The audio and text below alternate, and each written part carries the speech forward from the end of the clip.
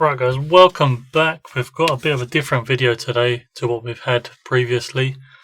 We've got this 7-in-1 hub for the iPad Pro.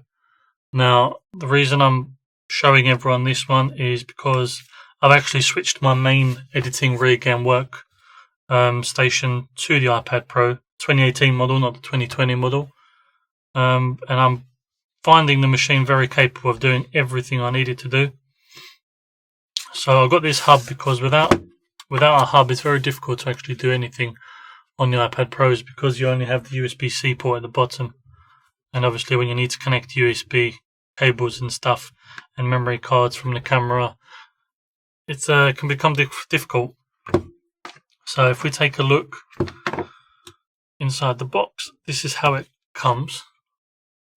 So you've got your ports at the bottom. See if we can focus in on that. We've got the USB port, memory card, micro SD card, two USB-C ports, one's for data and one's for charging the device while it's being used. You've got your aux port and HDMI port. These two plastic things are on here for stability. Obviously, you might not be able to use them depending on what kind of case you're using for your device. So if we take a look at the back, stuff that it includes.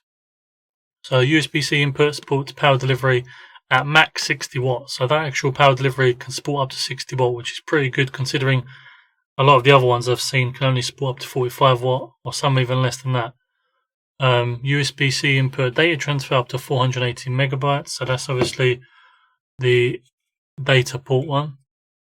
USB-C 3 ports support super speed data up to 5 gigabytes, which is that one. HDMI ports say it does support up to 4K 30Hz, which is good. SD micro SD card input and your audio jack input, which is all on there. So far, so good. Now, I mean, ever since I've had the iPad Pro, which has been a couple months, I'd say. I got this a couple of weeks after I bought the iPad Pro, and it's changed everything. Just for example, for my YouTube channel, I now use a Blue Yeti mic to do my recordings. Before, I wouldn't have had a way to connect it to my iPad. Now, I just connect it into the USB port, and away we go. Video clips from a camera, obviously the one recording, memory card just goes straight in there, and then I can drag and drop files into my YouTube folder onto my iPad. If I need to charge the iPad while I'm doing all this, I can just plug it in there and it will be charging while everything else is going on. If I need my headphones plugged in, and if I want to transmit it to another screen, which is also quite useful. I haven't really used much of the HDMI. I've tested if it works and how well it works, but for the time being, I haven't used it much. Let's see how it actually fits on the iPad Pro so you can take a closer look. So I've got my iPad Pro here. Let's clean it up a bit because I do not like a dirty screen. Okay, so what you're going to find is that if you don't use stabilizers, you can still use the adapter. It's just that it has a bit of wobble up and down, and obviously up and down. You just got to be very careful with it. This is the way I use it, just because I use a Logitech Slim Folio Pro keyboard cover, and I haven't really tried to use these with the keyboard cover. I might give it a go, but I feel like it wouldn't clip all the way around. Obviously, if you're using no case on your iPad, which I can't imagine many people do, it might work with the original iPad folio cases. I'll have to test that out. If you're using it with no case, you just clip these on. Once you push it in, they will go around the iPad, making it very stable, stopping it from going up and down. And then you can just start using it. So if I show you as an example, say we've got a memory card. I'm going to put the memory card inside. Then you go to your files. Going to pop up there. This was a TomTom memory card, so that's why it's coming up TomTom. If anyone remembers TomTom. And your files come up, you can drag and drop them to your iPad, etc. Well, it won't be drag and drop, but copy and move, etc. to your folders that you need it, and then you take it out and you're done with it. You can take this out and be done with it. Obviously, like I said, you connect that to there, and if you've got any recording devices, you can just plug them in straight through. Let's take a look at the page where you can actually buy this. If anyone's interested in getting one of these, I will leave a link in the description box below. Be sure to check it out. So this is the eBay listing. Let me make that more visible. Here we go. So here's the eBay listing. As you can see, USB 3.1, 7-in-1 hub. That's the price.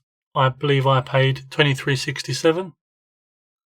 And you can make offer as well, so you could potentially get it even cheaper. I think I did do that.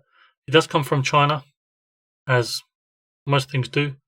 But in terms of build quality, from what I've experienced, it's very well built. It's not like your usual items that will break very quickly. I've been using this non-stop and it hasn't stopped working on me once. So, I mean, there isn't much to show you on here. I wanted to go on to the...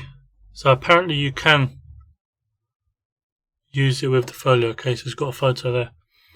So I went to the Apple website to see as a comparison what they could offer.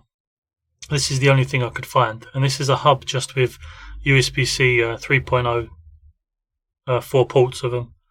So you're not getting the audio jack, you're not getting the HDMI, you're not getting the memory cards. So you're losing out a lot, and it's almost triple the price of this one. So as generic brand as it is, it still serves a purpose, and it's a very good item. So just something I wanted to show you guys. Might come in handy for a lot of you that are using the iPad Pros, especially with the new ones being released. I can imagine a lot of people are starting to transfer over to doing a lot of their editing, etc. on there. So if you've got any questions, feel free to leave them in the comments box below. If you want to buy one, like I said, there'll be a link in the description box below. If you liked the video and found it useful, please give me a thumbs up and subscribe, as well as leave in the comments who else uses an iPad Pro for their main editing rig. Leave in the comments box below, and just out of curiosity, leave in the comments what you use as your main editing rig. Do you use a computer, a laptop, what kind? Will be interesting to find out the majority. And that's it, guys. Make sure to follow me on social media as I'm active over there. And until the next video.